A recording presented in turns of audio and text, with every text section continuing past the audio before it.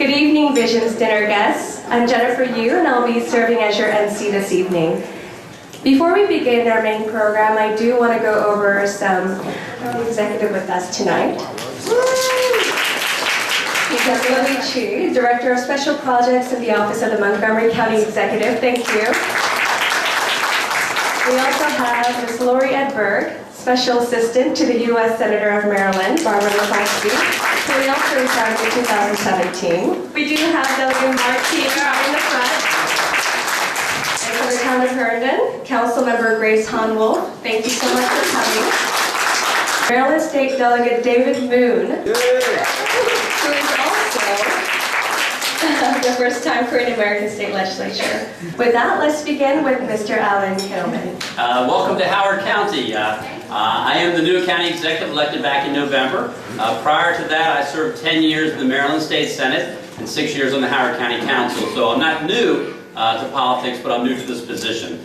The Howard County Executive is basically the mayor or the governor of Howard County, the executive branch. So we basically make sure that all the laws are implemented and all the administration things are done to make sure the snow is removed so we can have this event tonight. So hopefully, if you live in Howard County, we're doing a good job so far, but if you have any concerns, please don't hesitate to contact me.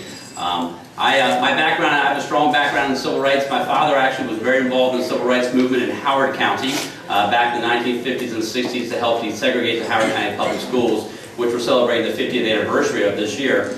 And so I kind of got that as a role model, and I continue to work on that as well. David Lee is here. I don't know, David, can you raise your hand? He's back there from my office. Yay, David. David worked for the prior county executive, and what I've learned as I became county executive is don't fix something that's not broken, and make sure you keep the folks who are doing a great job, and David's doing a great job for us, so I wanted to make sure he could stay on, and he's doing a fantastic job, and he's part of the outreach we have to the community. And so with regard to the community, the Korean American community, I certainly have met with Larry Chang, who I think is here, and Peter Wang from the Korean Society of Maryland, also with the Howard County Korean Association, and now with the Women's Association, the Women's Society. I look forward to continuing that outreach. We've worked with Korean businesses to open up a new H Mart up here in Howard County to make sure that worked out, and also some others. So my goal is to make sure that the Korean community comes out and has more opportunities as best we can, so I'll continue to work on that, and I think my 2 minutes are definitely up, so I will let somebody else now answer any questions. Thank you very much again. Welcome to Howard County. Thank you, Mr. Kittleman. Now we will have Ms. Lori Edberg from Senator Barbara Mikulski's office. Thank you. Good evening. First, I'd like to say the Senator is very sorry she could not make it tonight. As you are probably aware, this has been a huge week for the Senator with her announcement on Monday, but I am very honored to be here in her place. She did write a letter. I will not read all of it, just a portion of it in honor of this evening. Women's history is American history. Women have been trailblazers throughout our history using grit, passion, and determination to seize the day and make a difference. The rich history of American women include Harriet Tubman, Sally Ride, Lilly Ledbetter, Rosa Parks, Helen Keller, Amelia Earhart, the suffragists, and Rosie the Riveter. I could go on, but instead I will say that we must not only honor the past and these amazing women before us, but we also must learn from it. Today, more families depend on women as their primary breadwinner than ever before. Women make up 2/3 of minimum wage workers. We need to raise their wages and make sure they're not sidelined by paycheck discrimination or outdated policies. Thank you. The Equal Pay Act was passed in June 1963 when women earned merely 59 cents to every dollar earned by men. And here we are more than 50 years later at 77 cents, still trying to close the loopholes. Now we need to finish what we started to prevent discrimination from happening in the first place. So the battle is still enjoined. This is not about the past, and it's not only about the present, but it's also about the future. Thank you for all you do every day to keep the dream of America alive for all our daughters. Thank you so much. And now if we can have Ms. Leche, that would be wonderful. Let's give her a warm round of applause. Thank you very much. And I would like to use up all of the times they didn't use tonight. Good evening. I was really flattered when I was getting my finger food. A lady approached me and started speaking Korean, and I had to apologize, even though I was very flattered that I look Korean, but you know. I'm here in dual roles tonight. First of all, I'm chairwoman of Governor's Commission on Asian American Affairs, and I see Steve McAdams, who came to my office and we talked about a range of community issues. And in my previous life, I was Montgomery County Executive's liaison for Asian American communities. I have extensive relationship with the Korean community, and I felt very honored to have that experience. In my second hat today, I'm also representing our county executive, Ike Leggett, who has been a great friend of Korean American community. And in Montgomery County, even though I have to give credit to Howard County, which has the highest concentration of Korean Americans in the state of Maryland, but there's a friendly competition there between Montgomery and Howard on everything, right? We still have, in absolute numbers, the largest Korean American community in Montgomery County, so we're proud of that. Montgomery County has a very proud tradition of supporting Korean Americans and Korean American CBOs, what we call CBOs, community-based organizations that work on domestic violence assistance, work on senior services, work on family resettlement, integration, finding jobs, learning English, and the county appropriates funding to support these organizations because you do what government cannot do, which is linguistic cultural competency, and deliver services through that kind of competency to extend the reach. So we very much appreciate what you do. And personally, you know, as a Chinese immigrant woman, I feel a lot of connection with anyone who came here as an adult, had to learn English and had to struggle. I wish 20-some years ago when I came here, fresh off the boat, so to speak, that there was an organization like a Korean woman organization or any organization for Asian American women to help with my personal struggles and cultural integration. So today I try to pay back in whatever I know how to do. You know, I write a column, I talk about these issues. So I want to just thank you for being such a great advocate. And personally, I hope, here's a word for all the ladies here, as an Asian woman, I hope you personally will charge forward to keep fighting for your place in this world. Don't let anyone value you less than who you really are and for what you do. Thank you. Thank you very much. And now we'll have the Delegate Marking. 여러분 안녕하세요. 저 영어가 좀 편할 것 같아서 영어로 하겠습니다. 한국말 못해서 죄송합니다. Good evening, everyone. It's great to see all of you, and thank you so much to my friends from Maryland for inviting me from across the river on the other side of Potomac to come join you here. My name is Mark Heem. I serve in the General Assembly of Virginia, and unlike your friends in Maryland, Annapolis, we're done. Richmond, we're done as of last week, so we went adjourned the Sine Die, and we'll be going back to the veto session in April. So now I'm back in my day job. But let me tell you a couple of reasons why I'm here. Even though I'm from Virginia, I have something in common with your new governor, Larry Hogan. Because Governor Hogan and I both married Korean women from Maryland. My wife is a Salisbury native. She came to the U.S. when she was about 6 years old. Her family settled in Salisbury, where her parents worked on the chicken farm. And years later, they ended up moving to Towson. My wife graduated from Towson State, and then she went to University of Maryland for grad school, and then moved down to Virginia, where we ended up marrying. And so even though she's a Virginian now, she's deep inside, she's a Marylander as well. So I'm glad to be back home here. I also wanted to thank all of you for inviting us and celebrating today. Obviously, the Korean American Women's Society of Maryland is having a fresh start. And I look forward to working with all of you to create this organization to a robust, strong network that will help create a base for Korean American women, and all women in Maryland come together and work together on issues that are important. But let's remember, today is March. March is, of course, National Women's History Month. But today, March 7th, is a particularly important day. 50 years ago today, as many of you know, in Selma, about 600 African Americans crossed a bridge, the Edmund Pettus Bridge, which is named after a Civil War Confederate general. And as they came to the other side of that bridge, they were met by a sea of blue men in uniform who beat them over the head with a stick Because what they were trying to do, the African American who crossed that bridge, what they were trying to do was stand up for their own rights. Stand up for nothing more, nothing less than what the Constitution promised them, which is equal rights and justice for all. And yet 50 years ago today, they were met with violence. Now, at that time, there weren't a lot of people that looked like us on that bridge. There were not many Asian Americans as part of the 50s and 60s civil rights movement. The 1965 Voting Rights Act followed as a result of that, but so did the 1965 immigration law. And I know you'll be hearing from Julia Choi pretty soon about what it means to be working on immigration reform today. But the 1965 Immigration and Nationalization Reform Act, which is how most of our families came to the United States as a result of them opening up immigration from Asia, that law was a direct result of the civil rights movement of the 50s and the 60s. And so even though people that look like me and Marion and many others in this room, we Asian Americans were not as present in the 50s and the 60s, we are the beneficiaries of that movement.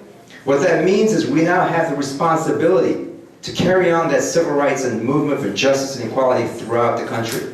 And that starts right here in Maryland, the Free State. It starts right here in Maryland and Virginia, where we have Korean Americans like myself and David and Mark Chang, who serve in the General Assembly. We have Korean Americans like Grace Han Wolf serving at the town council levels. We have Korean and Asian Americans all throughout the governor, and in fact we have a First Lady in the governor's office. So we want to make sure that we as Asian Americans today are full, equal partners in the promise of the 21st century. So that's why I think we're here today, and I'm glad to be here. I want to thank my friends for inviting me again, and I look forward to working with you. Thanks. Now I'd like to invite a council member from Herndon, Grace Han Wolf. 감사합니다. My name is Grace Han Wolf, and as Mark mentioned, I am elected to the Herndon Town Council in the town of Herndon. I am the first Korean American woman ever elected to the Commonwealth, so for Maryland, you guys need to catch up. Expect to see one of you running the next couple of years. What I'm really here to talk about is in 1903, the first Koreans that landed on the shores of Honolulu. We earned the right to vote in 1952 when we earned the right to become citizens. And in the 60 years since 1952, it has taken, I got elected in 2010, that's a long time, people. 1952 to 2010 to have the first Korean American woman elected. Mark was elected in 2008? Nine. So again, 1952 to 2009, it's a long time for us to come. So in the next 50 years, I hope you will speed it up, young people. We have a wonderful community. We need to realize our place and to take our seat at the table. All the work, we need to build on the work that was done by the first folks that came over, by the first folks who enabled the civil rights movement. You know, today is the 50th anniversary of that Selma March.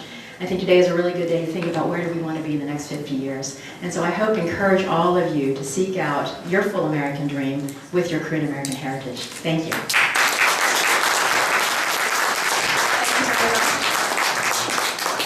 And we do have Mark Chang, who just arrived. Thank you for coming. Yeah. You know what, I was going to go first. Maryland State Delegate Mark Chang. It's all right.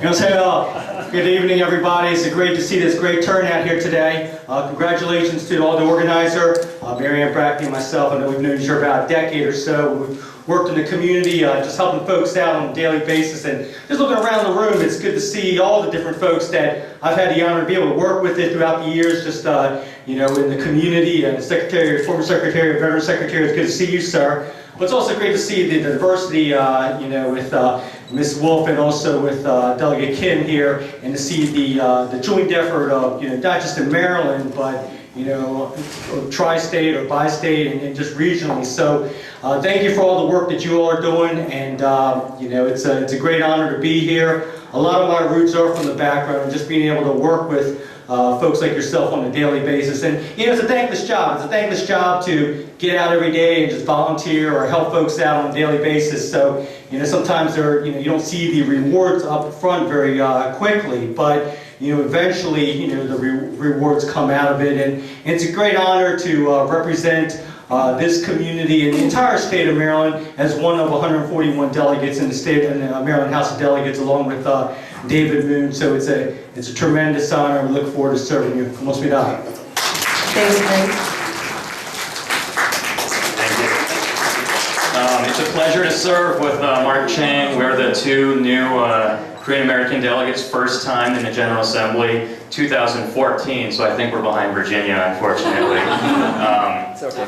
Yeah, not for long, so, hopefully that's on to better things, but we did get two at the same time. This is my first legislative session. Unlike Virginia, we're still going.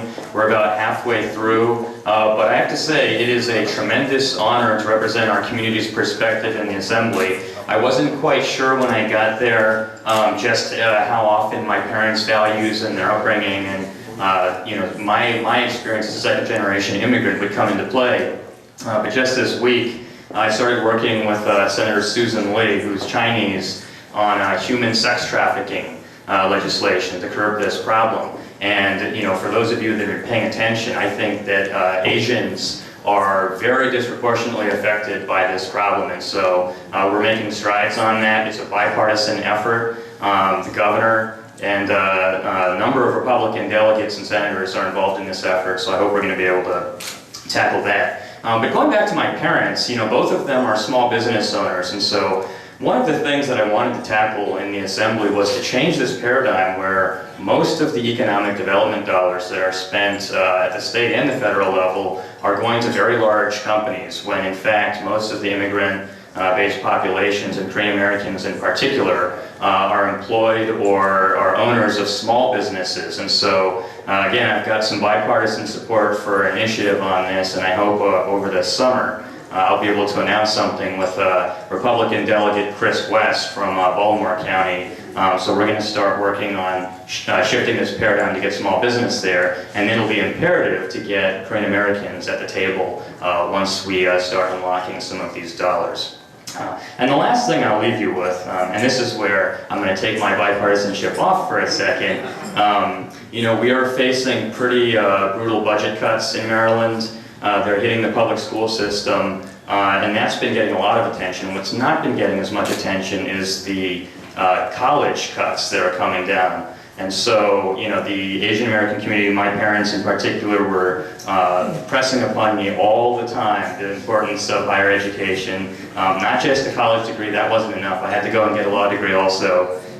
So I did that, but now we're in a situation where I believe that due to the budget cuts that have hit our higher education institutions, we might see tuition increasing on people. And as we know, the Asian American community in Maryland and in the United States is not a monolith. We have poor, rich, middle class all over the spectrum. So I think it's imperative for us to take care of the next generation in the same way that our parents and our grandparents laid the groundwork for our ability to thrive in this country using education as a stepping stone. So those are just some of the things I hope to work on, put the bipartisan hat back on, and I'm thankful to be here, and thanks to County Executive Kidman for his surprise win. So thank you. Thank you very much. And we do have Ms. Christine Soil Harley, Senior Policy Advisor from White House Initiative on ADL. Hi, I wasn't expecting to speak, but I wanted to thank Mary Ann and Annie Avery for having our White House Initiative on Asian Americans and Pacific Islanders represented here. And just to say a little bit about our office. This is an office that was reestablished by President Obama through executive order with the goal of increasing access and participation for Asian Americans, Native Hawaiians, and Pacific Islanders in federal programs and resources that are available. And so I think that this evening is actually very important because my family also came over actually in 1970s, right after the 1965 bill was passed, and have been in Maryland that entire time. And so I didn't know about this organization prior to this event, but I think knowing that there have been strong Korean American women who have been fighting for so long to make sure that we have voices and representation is so important. Another thing to just say about my office, we work on a cross-cutting range of issues that are important to all Asian Americans: language access, capacity building for small businesses or community-based organizations. We work on issues of immigration, healthcare access, business development. And so, I think that I'm happy to meet all of you, to be a resource for you all. And we want to make sure that through the end of this administration that we're doing everything that we can to make sure that Korean Americans and other Asian American communities are well represented within the federal government and throughout the government. We think that having people that look like us, that understand our issues and are trying to advance the community's rights need to be placed throughout the federal government. And so thank you very much and have a great evening.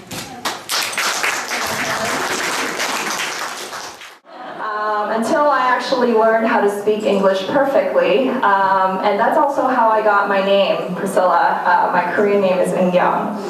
So I grew up in a most predominantly African-American neighborhood. I would say 98-99% of my school was African-American. And I think growing up, my identity was always identified by who I was not rather than who I was.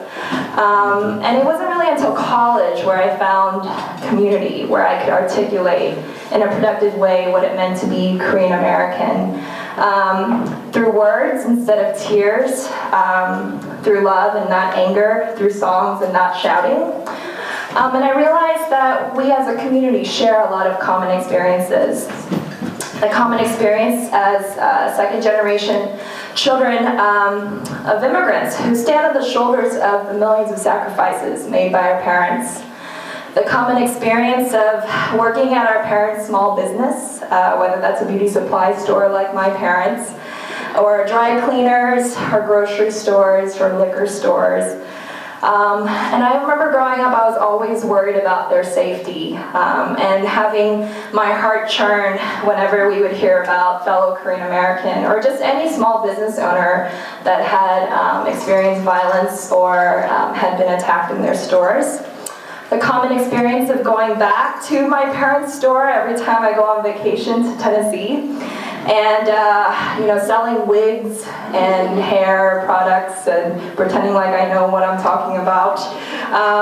And my one wish being that my parents would retire as soon as possible so they could still enjoy their life while they're still happy, while they're still healthy.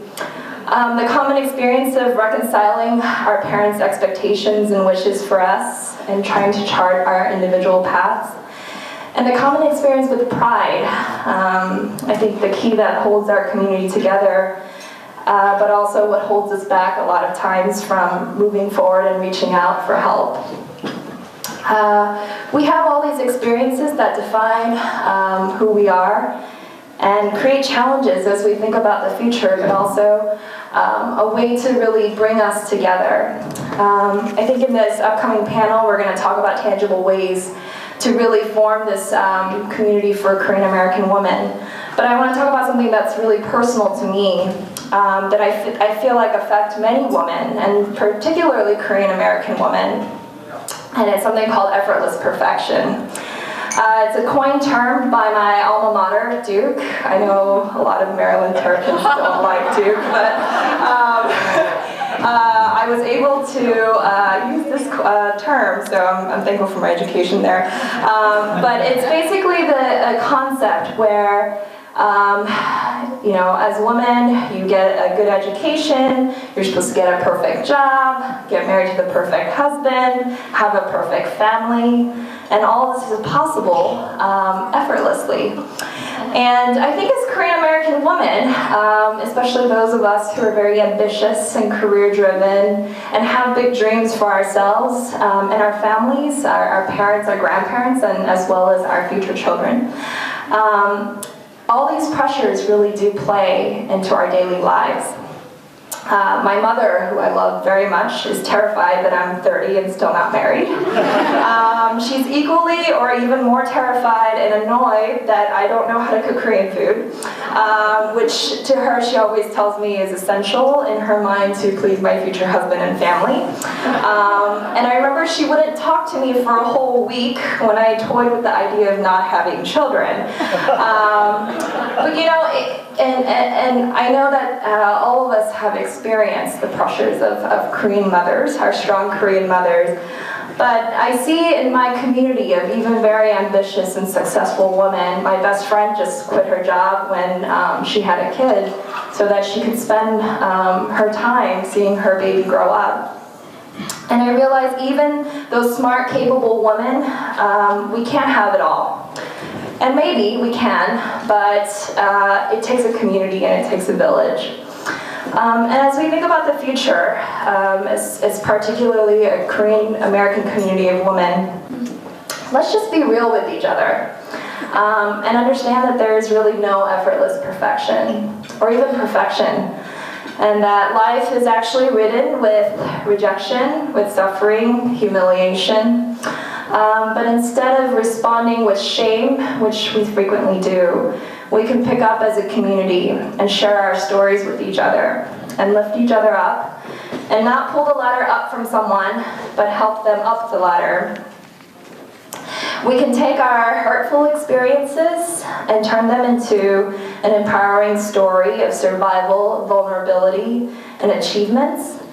And I think of the future, and I dream that we can have as a community, not only a community that we can give and share economic capital, social capital, and political capital, but one where we can share imaginative capital, which I think is the ability to imagine ourselves individually and as a community in a different place, in a better place than where we are right now. So that the next generation of leaders can aspire to amazing things that not only highlight their own achievements, but also the sacrifices and the efforts of the community as a whole. I also dream that we would not be scared to reach out to each other, to be bold not only in our pursuits, but also in our service, that we would be the example of a community that is great not because of where we started and the number of high-income jobs that we might have, but because of our ability to support each other through our failures and to grow together. And I think it starts here, friends, at this vision dinner, and where we can bridge gaps and break barriers like the theme is. And I look forward to seeing all of you in this effort to move forward and really bridging the gaps in the future. Thank you. So for the final part of our program, we would like to have an interactive session with Ms. Choi, Ms. Juliet Choi, and Associate Judge Jeannie Cho, as panelists, as well as Priscilla. Many of us grew up in the United States. What was your childhood as a Korean American like? Our own inability to communicate as well as we wished we could with our own parents, but also with other people, and we saw how difficult it was for our parents to have to ask me when I was 10 years old to communicate and fight with somebody about collecting money. So I got very good at that. I was a bill collector, but yes, it's a unique experience that I think all the immigrants, everyone who is here brand new, their children are in a unique position to be caught in two different worlds, and I hope that that experience benefits us and it doesn't limit the ability to appreciate the fact that everybody that is here started not here. And I think that's an invaluable background that we have. Thank you. Thank you. Thank you. And in the past, we used to hear that young people suffered an identity crisis growing up. Is this still the case now? If this no longer is the case, what do you think has changed? Have you experienced one? If so, how did you handle it? You're both younger than me. Priscilla. Oh, okay.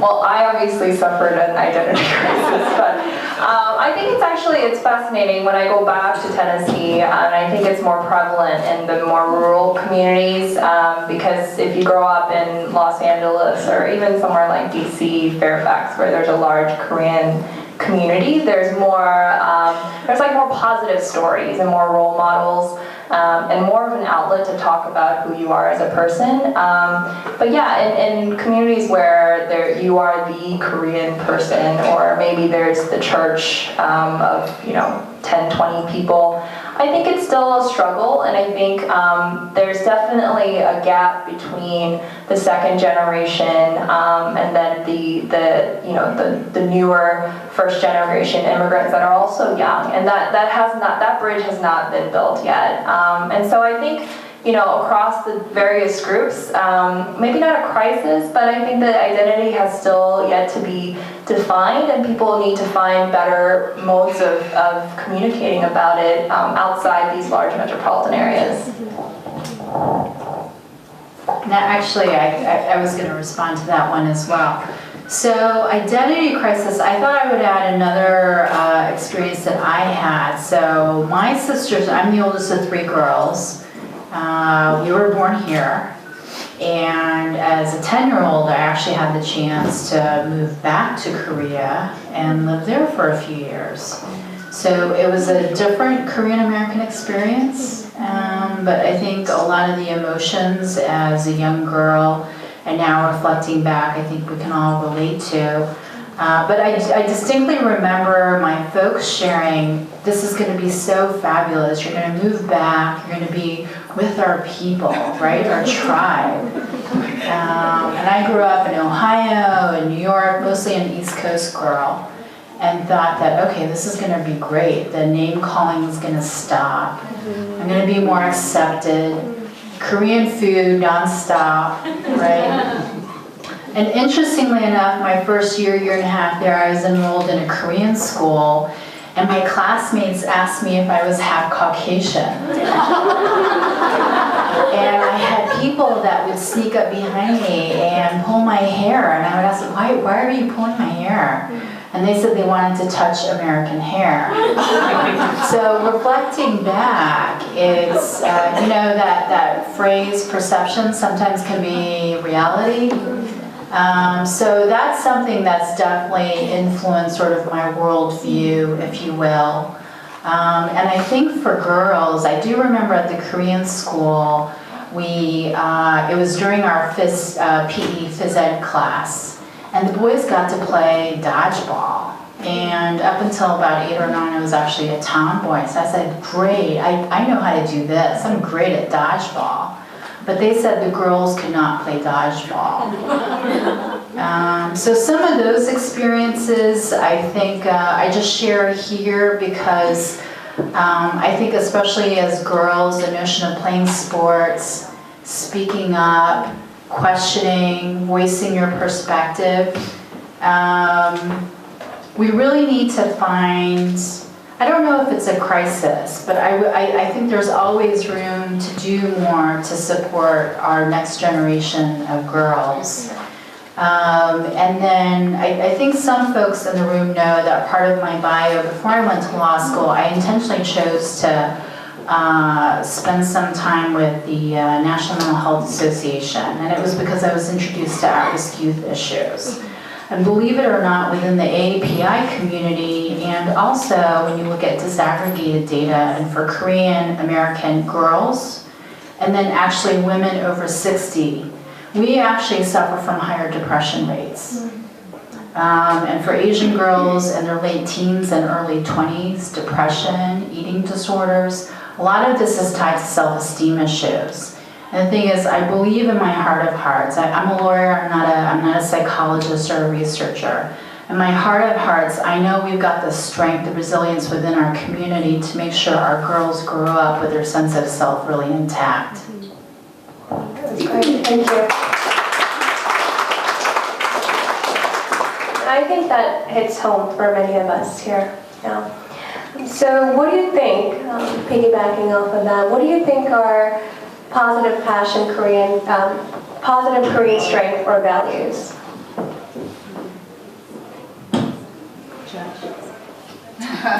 So the Korean strength or values and American strength and values. Thank you.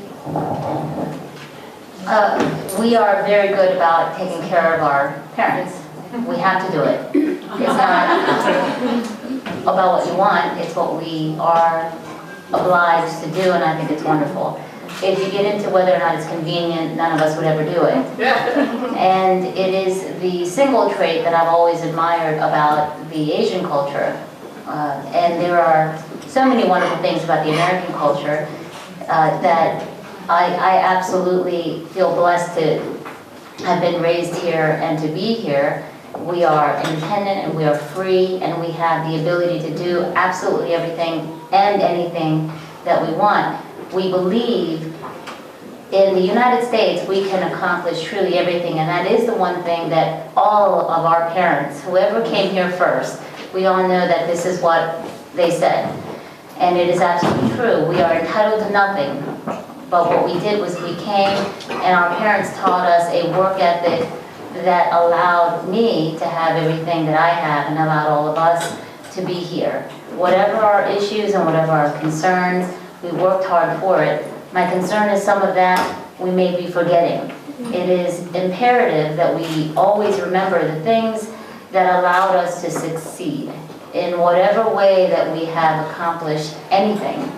And the downside of being on the next generation is some of the confusion, I think, that comes with not understanding quite where we are. I would love, my niece and nephew do not know how to eat kimchi. It bothers me enormously. I said, well, you know, they have to eat kimchi. They're Korean. And I also see in them some of the things that I see in so many young people today, that we don't have a sense of appreciation for why we are who we are in this country and the freedoms that allowed every one of us to succeed as Korean American women, as anyone of any culture or background to succeed. And it does worry me at times that we have lost some of our ability to accomplish more than maybe people expect because of what our parents taught us. So with that said, the positive values from our Korean heritage as well as our American, how would we bring the best of both worlds into our personal and our professional lives? Work hard. Yeah, work hard, having that passion.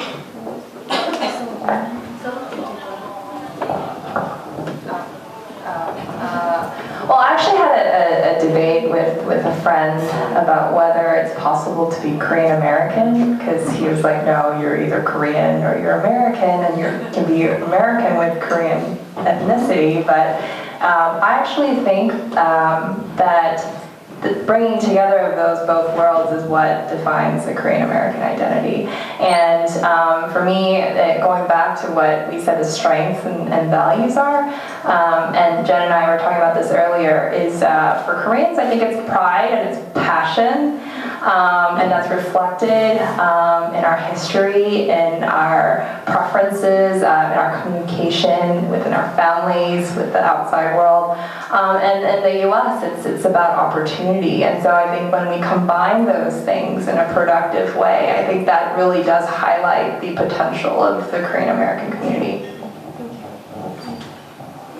Could I just add, so I think this is something that I continue to work on, just to be really frank and candid. So, you know, Priscilla, I was taking some notes when you were speaking. So your folks are worried that you're single and you're 30.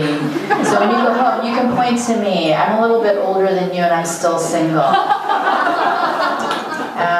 And I can cook Korean food if it's an absolute must, but somehow with my professional career, I found excuses to avoid those kinds of circumstances. So how do we blend, I think, our cultural heritage, both as, you know, as a Korean American, and I don't think this is limited to women. And like I said, I'm still reflecting, I'm still synthesizing, but intentionally for me, I'm going to disclose this. We don't need to put this in newsprint or Facebook or blogs. So I'm in my 40s. I'm actually closer to 50 than I am 40.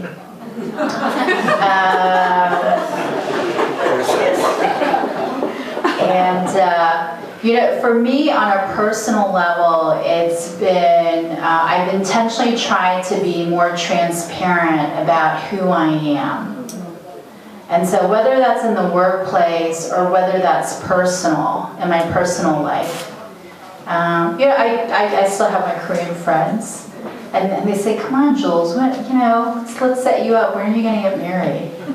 And I've actually been very candid. I didn't think I would be where I'm at now for a lot of different reasons, but I wouldn't change a thing. I love what I'm doing. I feel like there aren't enough hours in the day. Yes, I'm not married. I don't have kids. I don't have the family thing going on. But for me, I think being transparent and honest about it, I'm hopeful will make it a little bit easier for the next Korean American girl or the next Korean American leader, right? I mean, there's enough space in our community to accept that, to be accepting and supportive of that. So as I synthesize and reflect, I'm going to ask you for your support as I go forward. And then hopefully my selfish wish is that in my being selfish, asking my community to support me, that somehow in turn that'll support people like you, Priscilla, even though I think you're fabulous and you probably don't need the support. But when I was hearing your words, I mean, it won't surprise, I've met other girls and young women with similar sentiments. And I'm both inspired and at the same time my heart breaks just a little bit. And so I think what I can do, blending our cultures and as a woman, is just to speak some truth to that. Without being offensive to anybody else, but just a sense of transparency, sincerity, and integrity. And I think that that's reconciled within our own Korean cultural values and heritage. Thank you. Thank you. And you did mention that it's important that we receive support as well as us giving support for the future. I think that's a good point. So how have other Korean American leaders helped to open doors for you? How have they supported you? How have they set up a stage for you? How did they push you?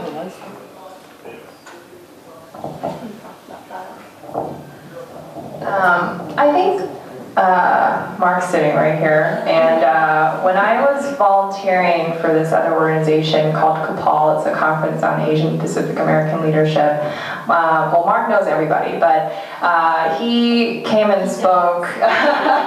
He came and spoke multiple times to our group when I first moved to DC. And I just remember thinking, wow, like there's a really articulate Korean American politician out there, like that's pretty cool. And I remember being very inspired by that, and just being someone who's willing to talk to little people, like people who are interns, people who are just getting started. That meant a lot to me, and then I think it meant a lot to everyone in the organization that I supported.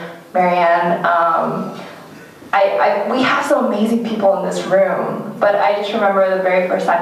Marianne you've always struck me as this like very strong Korean woman, but then she's also, she is the most embracing and nurturing and encouraging person that I've also met in this community. So I think we have people who are willing and ready to provide that support, and Jen and I were talking about this earlier, and it's really an imperative on us to reach out and say we would like your help. And it's sometimes hard to do that because we're afraid of rejection or being, and sometimes people are like, oh, you're insignificant, so don't talk to me. But most of the time they'll actually, especially in the community, will actually make time to have a chat with you and to discuss some of the challenges that you face. So let me say that I'm not afraid of rejection. It's not the pinnacle. I have to say I didn't have many Asian American people as mentors. I was fortunate in my legal community to have mentors within my legal community, and it was very much luck. And I think it's important for all of us, whether or not you have them already, or whether you can forge them, whoever it is, you've got to find others who are more experienced than you, who are better connected than you, to introduce you to other people in the community, and to not forget everyone else. It's not just about us, we are small in number. I've always been struck by the fact when I am in a gathering like this, how many of us there are. It may seem little to others, but to me, it's remarkable.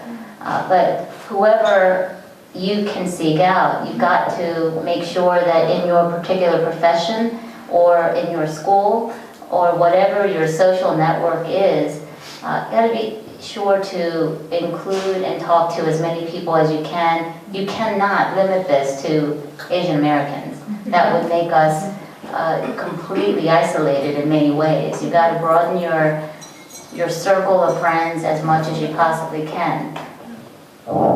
Yes, I was actually having a talk with my husband on the way here, and he said, you know, many of us Korean Americans, we go to the functions, Korean American something, Korean American, Asian American, but I think it's really important, just to echo what you're saying, is that you got to branch out, you got to go, you got to speak up, as you mentioned when you were speaking upstairs. Yeah, and just to go to the next question, if you see a promising young person, how can we help them blossom? How can we help them achieve? Instead of saying, go for it, you can get involved, just go to that networking event, but tangibly, how can we help someone if we see that there is a promising future in that person?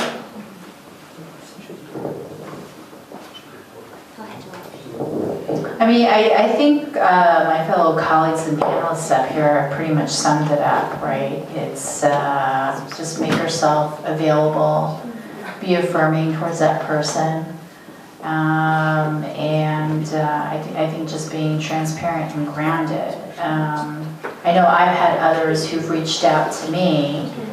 I think some of the most valuable moments have been whether they're Korean American colleagues or the broader network, is folks who reach out and say, hey, I want to hear how you're doing. Call me, let me know, let's talk about when you've got the successful moments.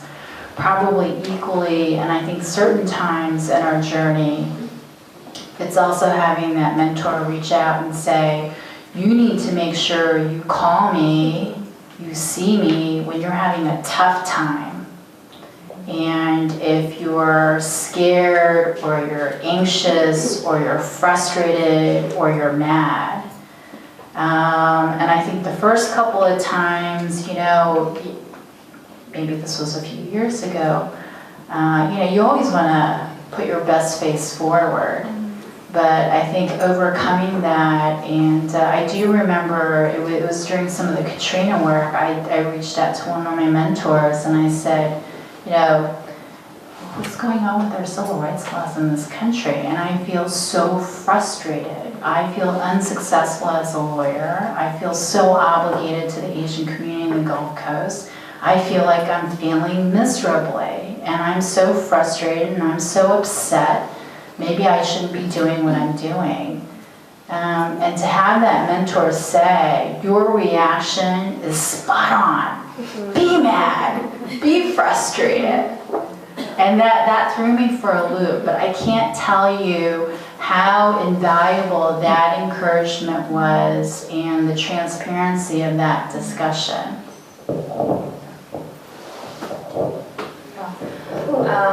I would say two things. One is when they are present, whether it's coming to, you know, I think a lot of young people when they are new to a community and they're trying to find their footing, they go to a lot of events, especially in DC, there's tons of networking events, and sometimes they need your support to just be there. And maybe if you are like a really prominent person in your community, to have, for them to show their peers and other people that they have this network with you can also, I think, take them a long way. I think the second thing is just to be real with them. I remember one of my mentors told me when I first started a job, they're like, don't be a diva, because just because you think you're smart doesn't mean that you can go out and like change the world in a day and go out and make policy. You have to put in your time. And I think a lot of people when they're out of school, they expect to start off like up here when they're like they don't know anything. So just having that very honest advice and being present when you ask them to be there. Thank you. We'll move on to the category of career. In today's workplace, one of your keys to success is your ability to get others to know who you are. We can call it self-promotion. What you have to offer and how you can make a difference in their organization and your company. How do you do that? How do you let yourself be known?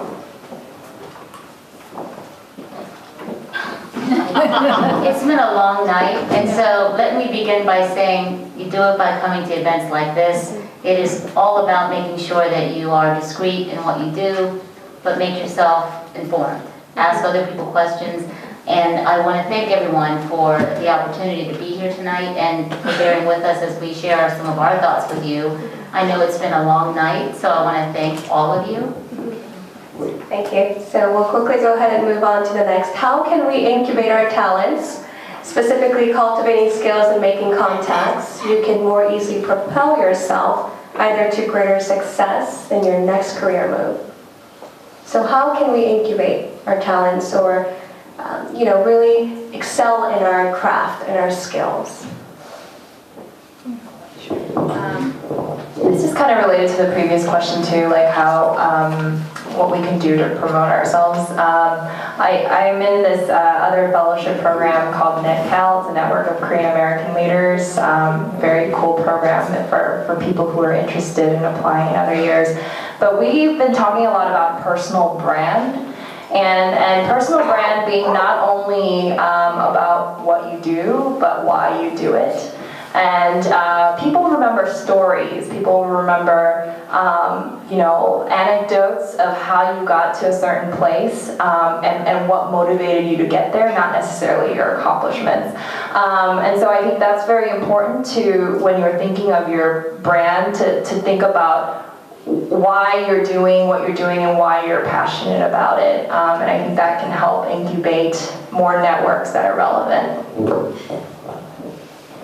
Thank you. I know that it's a long night and we were going to leave some room for questions, but on the way out, please feel free to discuss or grab one of us and ask questions. And I just want to thank each and every one of you here on the panel table and every one of you sitting here. Everyone is special, and it means a lot that we have a community like this.